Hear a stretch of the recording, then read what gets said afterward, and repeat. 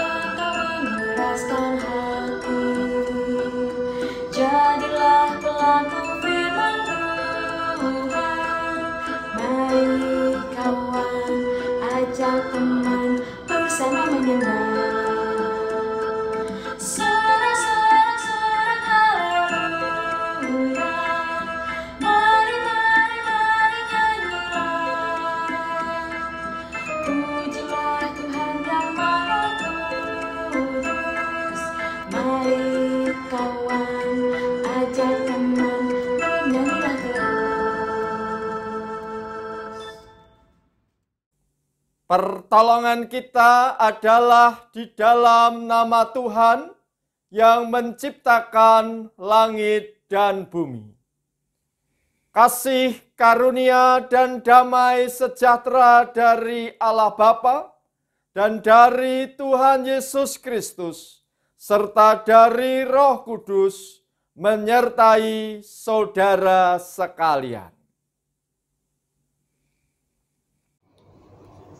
Kasih Allah membawa pemulihan dalam kehidupan kita. Dari jurang dosa kita diangkat, direngkuh, dan diampuninya. Di dalam anugerah Allah, kita pun beroleh keselamatan sejati. Melalui tema ibadah, ditarik oleh anugerahnya, kita diajak untuk menyediakan diri, ditarik oleh anugerah keselamatan Allah di dalam Kristus. Anugerah Allah tersebut akan melimpahi hidup kita dengan antusiasme untuk selalu ingin berjumpa dan mengenal Kristus secara personal, serta untuk menjadi agen-agen pembaruan dalam kehidupan kita sehari-hari.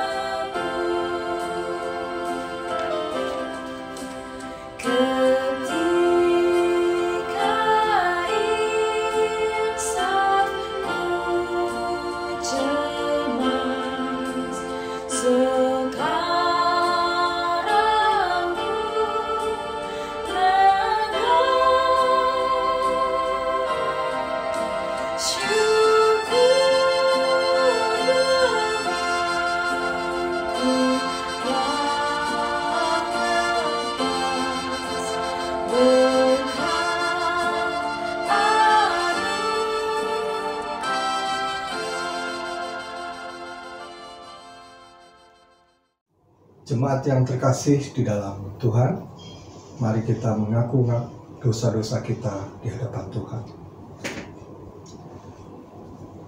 Allah sumber rahmat yang sejati, kami adalah manusia lemah dan berdosa yang mendapat anugerah keselamatan dari-Mu. Sesungguhnya anugerah-Mu membuat kami berani untuk beranjak keluar dari dosa. Namun, rupanya dosa begitu memikat dan menarik perhatian kami, sehingga terkadang kami gagal meninggalkan kehidupan kami yang penuh dengan dosa. Saat ini, kami memohon pengampunan dari-Mu. Ajarilah kami untuk mensyukuri anugerah-Mu melalui perubahan sikap dan perbuatan yang berkenan bagi-Mu.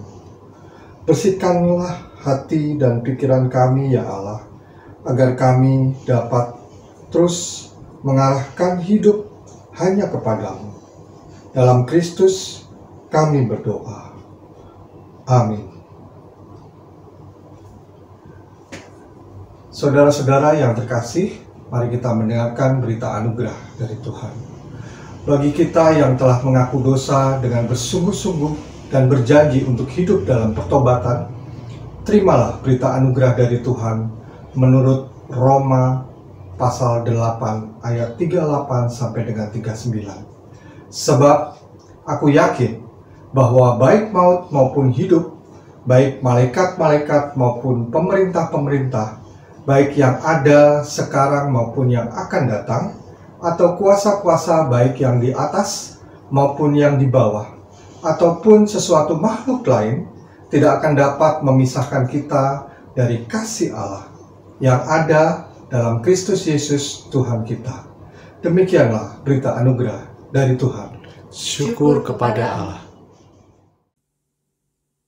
Marilah kita berdoa.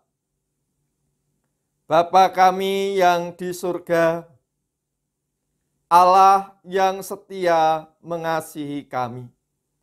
Bersama-sama kami memohon, berfirmanlah kepada kami. Ya Roh Kudus, tolonglah kami semua, agar kami dapat mengerti kebenaran firman Tuhan dan melakukannya dengan penuh kesetiaan di dalam kehidupan ini. Kami berdoa di dalam nama Tuhan Yesus Kristus. Amin. Bacaan pertama akan dibaca dari kitab Yeremia pasal 31 ayat 31 sampai 34. Sesungguhnya akan datang waktunya, demikianlah firman Tuhan, aku akan mengadakan perjanjian baru dengan kaum Israel dan kaum Yehuda, bukan seperti perjanjian yang telah kuadakan dengan nenek moyang mereka pada waktu aku memegang tangan mereka untuk membawa mereka keluar dari tanah Mesir. Perjanjianku itu telah mereka ingkari, meskipun aku menjadi Tuhan yang berkuasa atas mereka. Demikianlah firman Tuhan. Tetapi beginilah perjanjian yang kuadakan dengan kaum Israel sesudah waktu itu. Demikianlah firman Tuhan.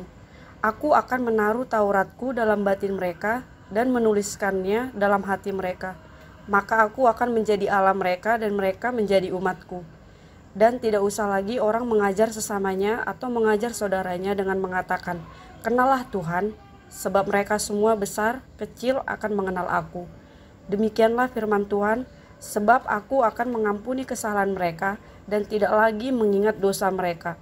Demikianlah sabda Tuhan. Syukur kepada Allah.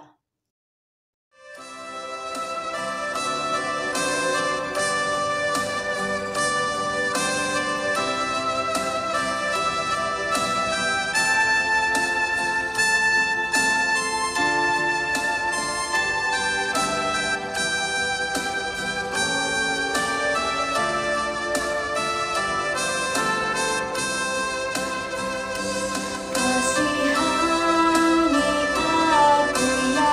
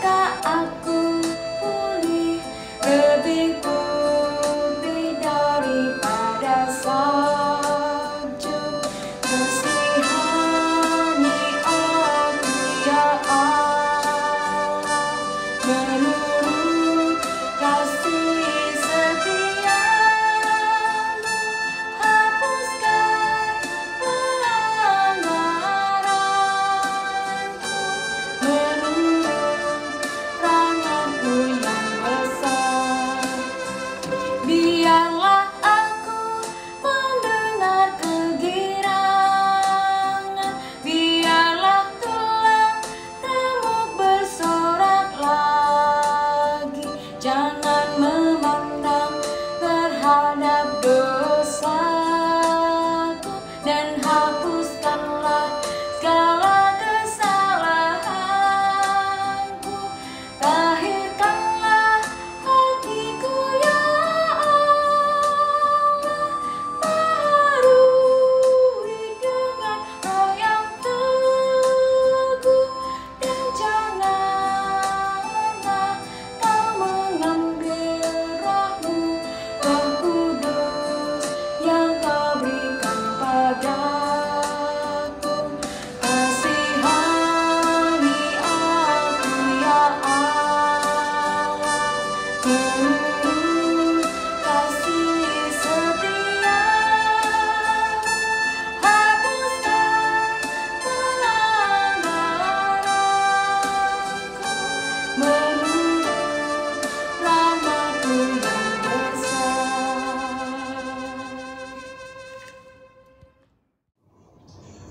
Bacaan kedua terambil dari Ibrani pasal 5 ayat 5 sampai dengan 10. Demikian pula Kristus tidak memuliakan dirinya sendiri dengan menjadi imam besar, tetapi dimuliakan oleh Dia yang berfirman kepadanya, "Anakku, engkau telah kuperanakan pada hari ini, sebagaimana firman-Nya dalam suatu nas lain, engkau adalah imam untuk selama-lamanya." Menurut peraturan Melkisedek, dalam hidupnya sebagai manusia, ia telah mempersembahkan doa dan permohonan dengan ratap tangis dan keluhan kepada Dia yang sanggup menyelamatkannya dari maut. Dan karena kesalehannya, ia telah didengarkan, dan sekalipun ia adalah anak, ia telah belajar menjadi taat dari apa yang telah dideritanya. Dan sesudah ia mencapai kesempurnaannya, ia menjadi pokok keselamatan yang abadi bagi semua orang yang taat kepadanya. Dan ia dipanggil menjadi imam besar oleh Allah menurut peraturan Melkisedek. Demikianlah firman Tuhan. Syukur kepada Allah. Pembacaan Injil diambil dari Injil Tuhan Yesus Kristus menurut Yohanes pasal 12 ayat 20 sampai dengan 33. Inilah Injil Tuhan bagi kita sekalian. Di antara mereka yang berangkat untuk beribadah pada hari raya itu, terdapat beberapa orang Yunani. Orang-orang itu pergi kepada Filipus yang berasal dari Betsaida di Galilea, lalu berkata kepadanya, "Tuan, kami ingin bertemu dengan Yesus." Filipus pergi memberitahukannya kepada Andreas. Andreas dan Filipus menyampaikannya pula kepada Yesus. Tetapi Yesus menjawab mereka, katanya, "Telah tiba saatnya Anak Manusia dimuliakan. Aku berkata kepadamu, sesungguhnya jikalau biji gandum tidak jatuh ke dalam tanah dan mati, ia tetap satu biji saja. Tetapi jika ia mati, ia akan menghasilkan banyak buah. Barang siapa mencintai nyawanya, ia akan kehilangan nyawanya. Tetapi barang siapa tidak mencintai nyawanya di dunia ini, ia akan memeliharanya untuk hidup yang kekal. Barang siapa melayani aku, ia harus mengikut aku. Dan di mana aku berada, di situ pun pelayanku akan berada. Barang siapa melayani aku, ia akan dihormati Bapa. Sekarang jiwaku terharu, dan apakah yang akan kukatakan? Bapa, selamatkanlah aku dari saat ini. Tidak. Sebab untuk itulah aku datang ke dalam saat ini. Bapa, dimuliakanlah namamu. Maka terdengarlah suara dari surga. Aku telah memuliakannya, dan aku akan memuliakannya lagi. Orang banyak yang berdiri di situ dan mendengarnya berkata, bahwa itu bunyi guntur. Ada pula yang berkata, seorang malaikat telah berbicara dengan dia. Jawab Yesus, suara itu telah terdengar bukan oleh karena aku, melainkan oleh karena kamu. Sekarang berlangsung penghakiman atas dunia ini. Sekarang juga penguasa dunia ini akan dilemparkan keluar.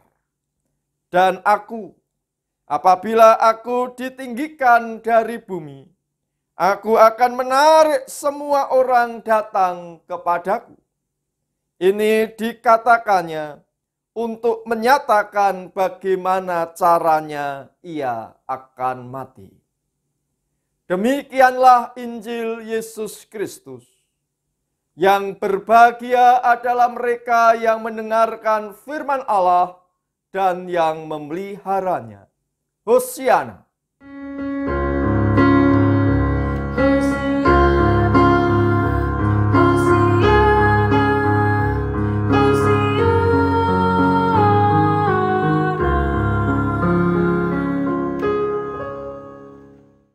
Saudara-saudara yang dikasihi oleh Tuhan, mengapa Abraham dan bukan Lot, keponakannya, yang dipilih oleh Allah untuk menjadi berkat bagi semua kaum di muka bumi ini?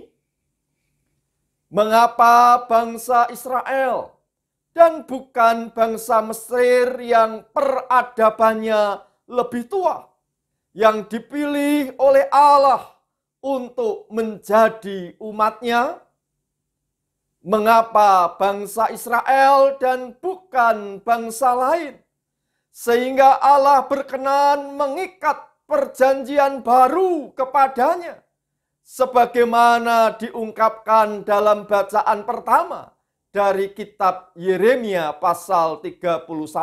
Mengapa Daud dan bukan kakak-kakak Daud yang dipilih oleh Allah untuk menggantikan Raja Saul sebagai Raja Israel? Mengapa Daud diampuni oleh Allah dan tidak dibinasakannya ketika ia berbuat zina dengan istri Uria, lalu membunuh Uria dan merebut istri Uria? Mengapa Simon, Andreas, Yakobus, dan Yohanes yang dipanggil untuk menjadi murid-murid pertama Tuhan Yesus Kristus, padahal ada begitu banyak nelayan di tepi Danau Galilea pada saat itu? Semuanya karena anugerah Allah. Anugerah Allah juga dinyatakan kepada beberapa orang Yunani, sehingga mereka tertarik untuk berjumpa dan mengikuti Yesus. Saudara-saudara yang dikasihi oleh Tuhan, pada saat itu akan diselenggarakan perayaan Paskah Yahudi, perayaan pembebasan bangsa Israel dari Mesir. Di dalam perayaan Paskah Yahudi, orang-orang Yahudi kembali mengenang sebuah peristiwa dalam sejarah, yaitu ketika anak-anak sulung orang Mesir tewas pada malam itu. Tetapi pintu-pintu rumah orang Israel dilewati sehingga tidak ada satupun anak sulung di kalangan orang Israel yang tewas. Ada kebiasaan menjelang Paskah Yahudi. Orang-orang Yahudi yang tinggal di perantauan datang berkumpul di Yerusalem untuk merayakan Paskah. Di samping itu datang pula orang-orang proselit. Proselit adalah orang-orang yang bukan Yahudi, tetapi mereka memeluk agama Yahudi sehingga mereka juga hidup mengikuti ketetapan dan peraturan agama Yahudi, termasuk melaksanakan sunat bagi para laki-laki. Beberapa orang Yunani yang semula ingin mengikuti perayaan Paskah Yahudi berubah menjadi tertarik untuk berjumpa dengan Yesus. Injil Yohanes 12 ayat 20 sampai 21 menyatakan, di antara mereka yang berangkat untuk beribadah pada hari raya itu, terdapat beberapa orang Yunani. Orang-orang itu pergi kepada Filipus yang berasal dari Betsaida di Galilea, lalu berkata kepadanya, "Tuan, kami ingin bertemu dengan Yesus." Dalam kesempatan itulah Yesus menegaskan, telah tiba saatnya Anak Manusia dimuliakan. Saudara-saudara yang dikasihi oleh Tuhan, menurut Injil Yohanes, penyaliban Yesus bukanlah kehinaan tetapi kemuliaan.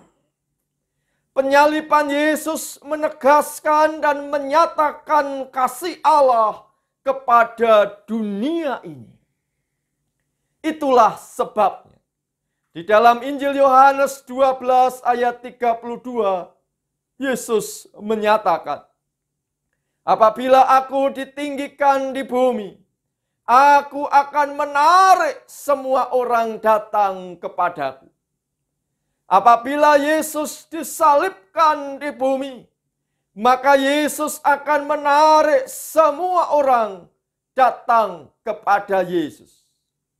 Dari pihak Allah, Ia berkenan untuk menarik semua orang datang kepada Yesus, agar semua orang tanpa kecuali mengalami kasih Allah, agar semua orang tanpa kecuali memperoleh anugerah dari Allah, yaitu keselamatan.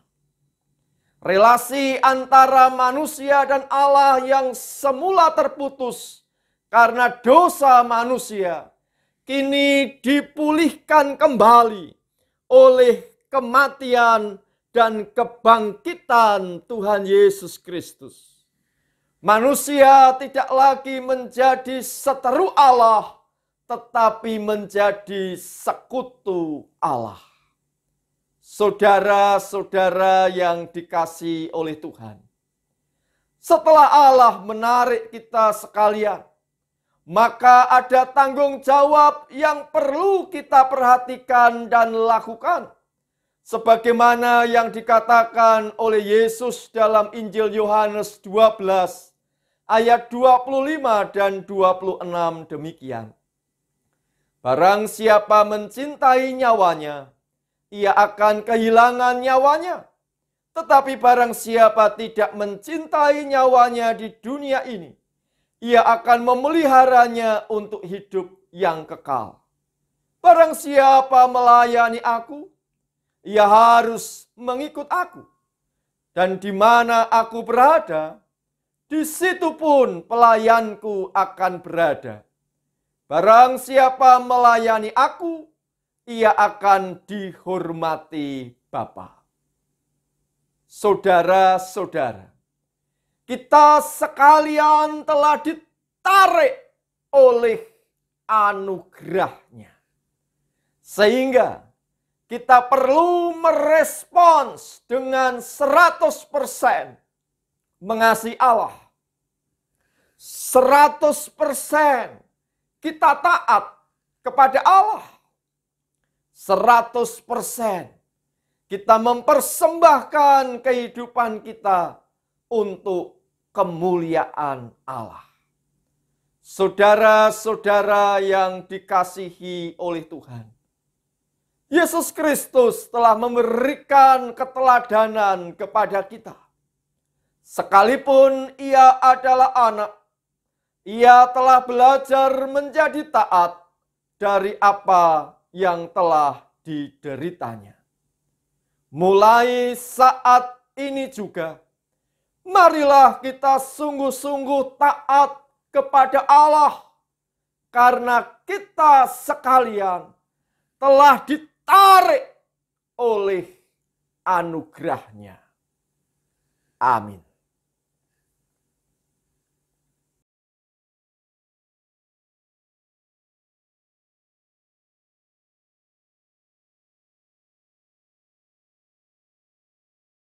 Pada ibadah Minggu Paskah 4 April 2021 pukul 10 waktu Indonesia bagian Barat, kita akan merayakan perjamuan kudus untuk menyambut dan ikut serta dalam perayaan itu.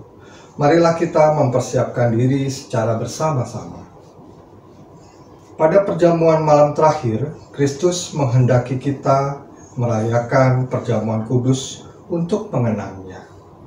Mengenang Kristus berarti mengalami kehadirannya, seperti murid-muridnya dahulu mengalami kehadirannya bersama mereka.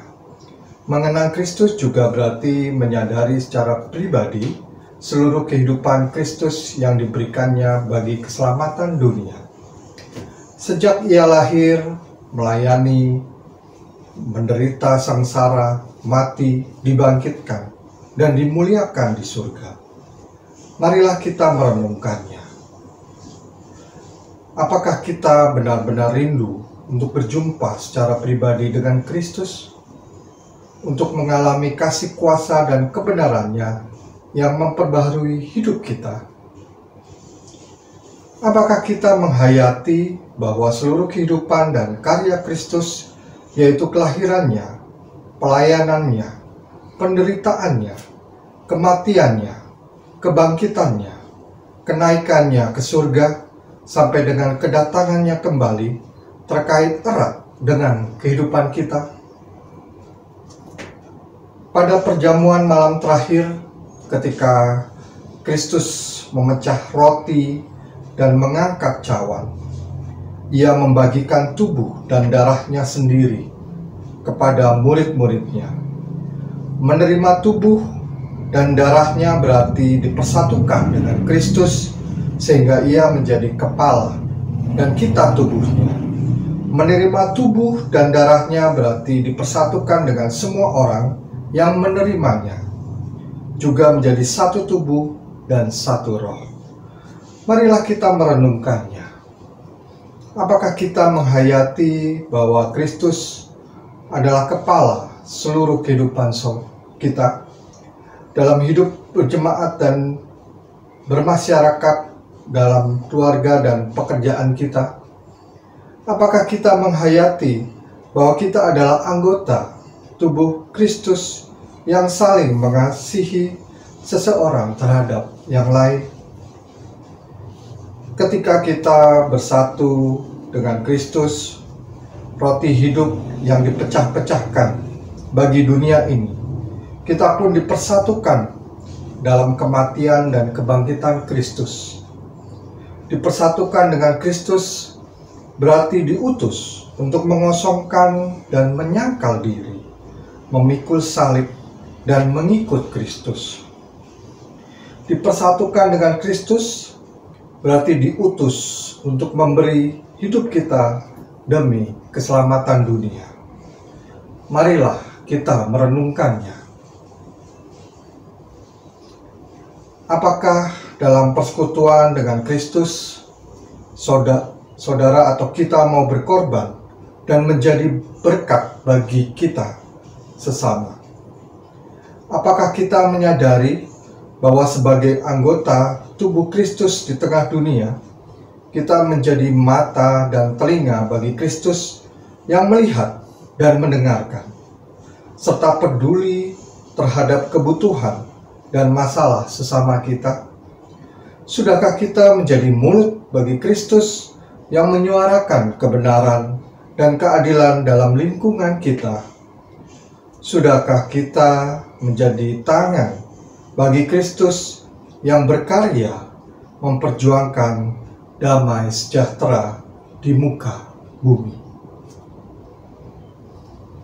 Kiranya Roh Kudus menolong kita semua dalam mempersiapkan diri untuk merayakan perjamuan kudus pada Minggu Paskah 4 April 2021 mendatang. Saudara dapat menyiapkan sendiri roti atau penggantinya dan anggur atau penggantinya berupa teh, sirup, air putih. Untuk kemudian kita makan dan minum bersama-sama pada saat tiba bagian pelayanan perjamuan kudus.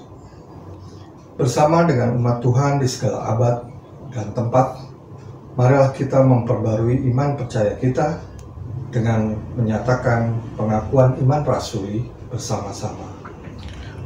Aku percaya pada Allah, Bapa yang Maha Kuasa, Khalik langit dan bumi, dan kepada Yesus Kristus, Anaknya yang tunggal Tuhan kita, yang dikandung dari Roh Kudus, lahir dari anak darah Maria, yang menderita sengsara di bawah pemerintahan Pontius Pilatus, disalibkan, mati dan dikuburkan, turun ke dalam kerajaan maut, pada hari yang ketiga, bangkit pula dari antara orang mati, naik ke surga, duduk di sebelah kanan Allah, Bapa yang Maha Kuasa, dan dari sana Ia akan datang untuk menghakimi orang yang hidup dan yang mati.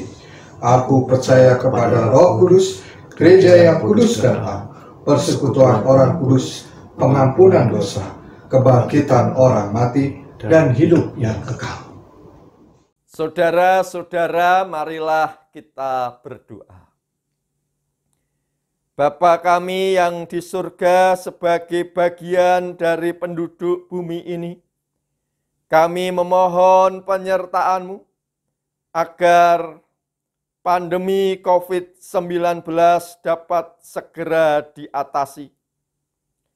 Sebagai bagian dari Indonesia, kami berdoa bagi para pemimpin kami dan rakyat Indonesia, agar kami bersatu padu membangun Indonesia yang lebih baik.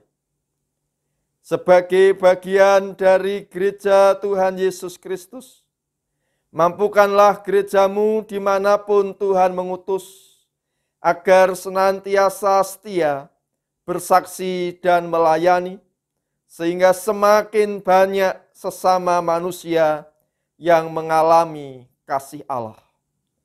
Sebagai bagian dari jemaat GKI Jati Bening Indah, kami berdoa bagi seluruh anggota jemaat dan simpatisan, bagi pendeta dan penatua.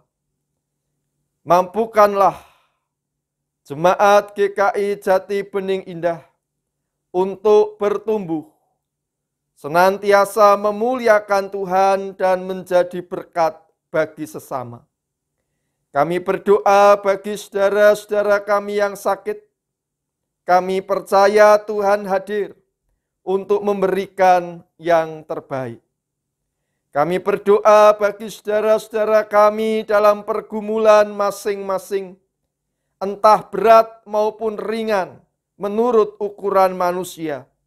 Kami percaya Tuhan sekali-kali tak akan meninggalkan kami. Inilah doa-doa kami, dengarkanlah dan kabulkanlah.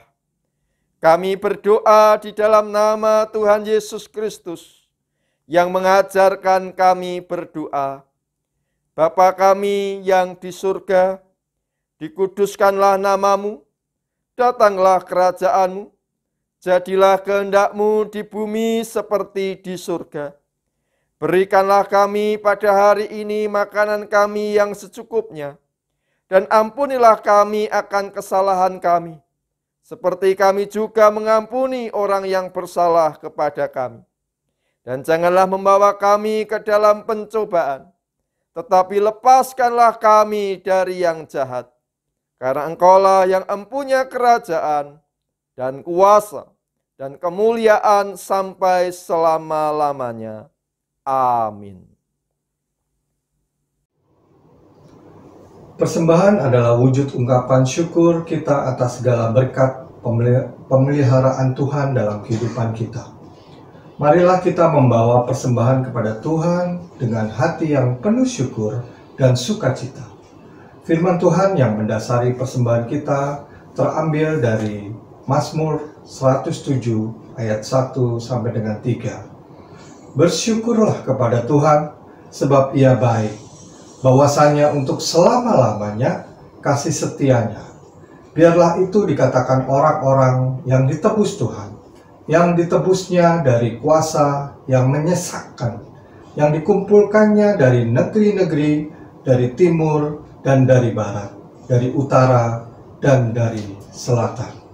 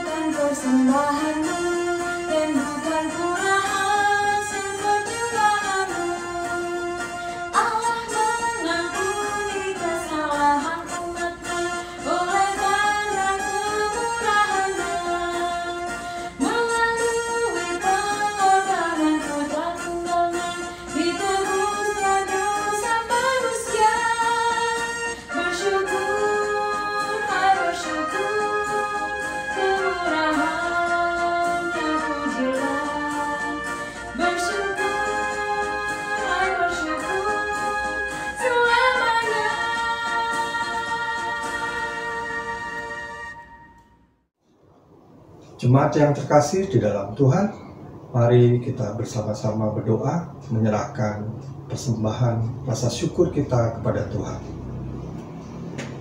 Allah yang maha baik, sungguh tak terhitung berkat dan kebaikan yang Engkau limpahkan bagi kami. Nafas hidup, penyertaan dalam suka duka, dan keselamatan sejati telah Engkau karuniakan kepada kami. Biarlah kami mengucap syukur atas segala anugerah-Mu melalui persembahan yang kami bawa di hadapan-Mu. Kiranya Engkau berkenan untuk menerima dan menguduskan persembahan kami. Terpujilah Engkau ya Allah, Sang Sumber Hidup. Dalam nama Tuhan Yesus kami berdoa. Amin.